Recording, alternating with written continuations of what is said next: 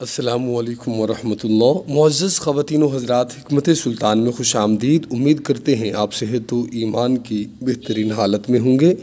معزز خواتین و حضرات، ہم بات کریں گے بخار پر۔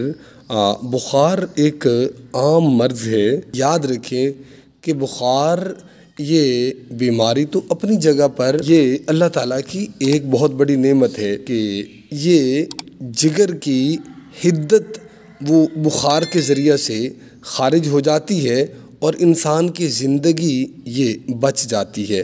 اگر بخار نہ ہو تو انسان کی ڈیتھ ہو سکتی ہے۔ تو معزز خواتین و حضرات، بخار کے ذریعہ سے انسان کے جسم میں جو فساد بپا ہو رہا ہوتا ہے یا ہو چکا ہوتا ہے، اس کی دراصل اصلاح مقصود ہوتی ہے۔ اللہ رب العزت کو اس لیے بخار ہو جاتا ہے۔ بلغمی بخار ہو یا ملیریائی بخار ہو، دونوں کے لیے نہایت مفید دوا ہے۔ آپ نسخہ نوٹ کر لیں۔ قلمی شورا اور پھٹکڑی، یہ دونوں ہم وزن لے کر آپ اس کو توے پر بریاں کر لیں۔ یہ پہلے پانی ہو جائیں گی اور اس کے بعد یہ پانی خشک ہو جائے گا۔ جب پانی خوب خشک ہو جائے تو اچھے طریقے سے تسلی کر لیں، تو پھر آپ اس کو اتار لیں اور اس کو باریک کر لیں۔ باریک کرنے کے بعد آپ بچوں کے لیے چھوٹا اور بڑوں کے لیے بڑا کیپسول دن میں 3 بار آپ یہ پانی کے ساتھ دے سکتے ہیں، کھانا کھانے کے بعد۔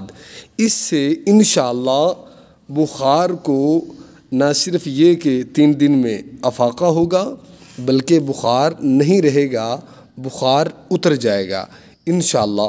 آپ اللہ رب العزت کی ذات واحد پر یقین کرتے ہوئے ہمارے اس نسخہ کو، اس دوا کو استعمال کریں۔